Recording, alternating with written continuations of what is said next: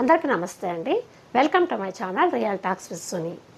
కేరళకు చెందిన నిమిషప్రియ 38 సంవత్సరాల కేరళ మహిళ యమన్ దేశంలో తన వ్యాపార భాగస్వామి తలాల్ను మత్తు ఇంజెక్షన్ ఇచ్చి చంపేయడం జరిగింది.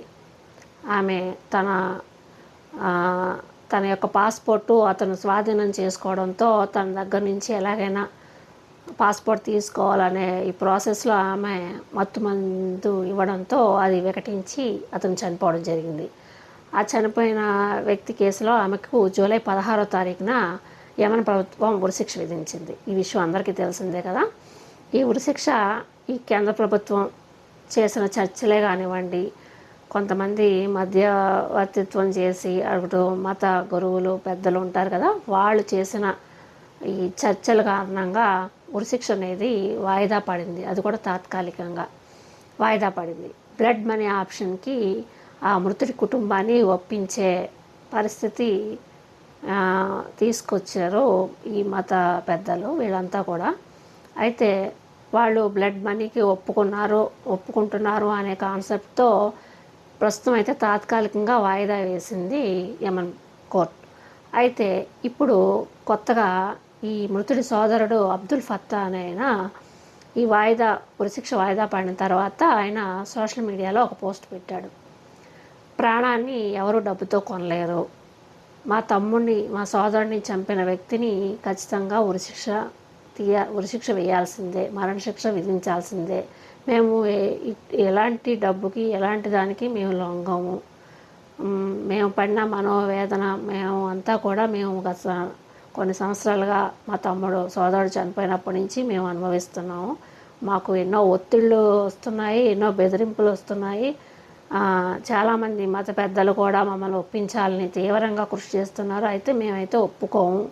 మా సోదరుని చంపిన ఆమెను ఉరిశిక్ష విధించాల్సిందే అనేసి అతను ఒక పోస్ట్ పెట్టాడనమాట.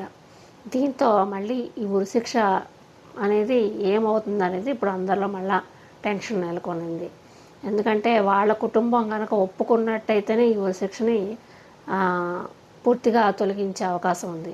వాళ్ళు కనుక ఆ బ్లడ్ మనీ ఆప్షన్కి ఒప్పుకోకపోతే ఈ ఉరిశిక్ష ఖచ్చితంగా విధిస్తారు. అందులో ఇంకా వెనక్కి తగ్గేది ఉండదన్నమాట.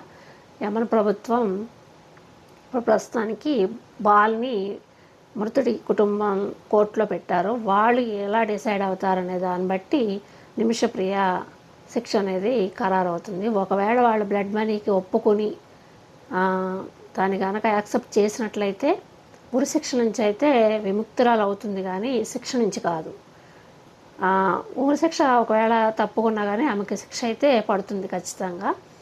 అది స్థానిక కోర్టు ఏదైతే ఉందో అది మళ్ళీ చర్చలు జరిపి శిక్ష అనేది ఖరారు చేస్తుంది. అది ఉరిశిక్ష కాకపోయినా వేరే శిక్ష, అంటే ఇప్పుడు యావజ్జీవ కారాగార శిక్ష, మరొకటో ఇన్ని సంవత్సరాలు జైలు శిక్షను ఏవో ఉంటాయి కదా, రూల్స్ని బట్టి వాళ్ళు శిక్ష అనేది ఖరారు చేస్తారు.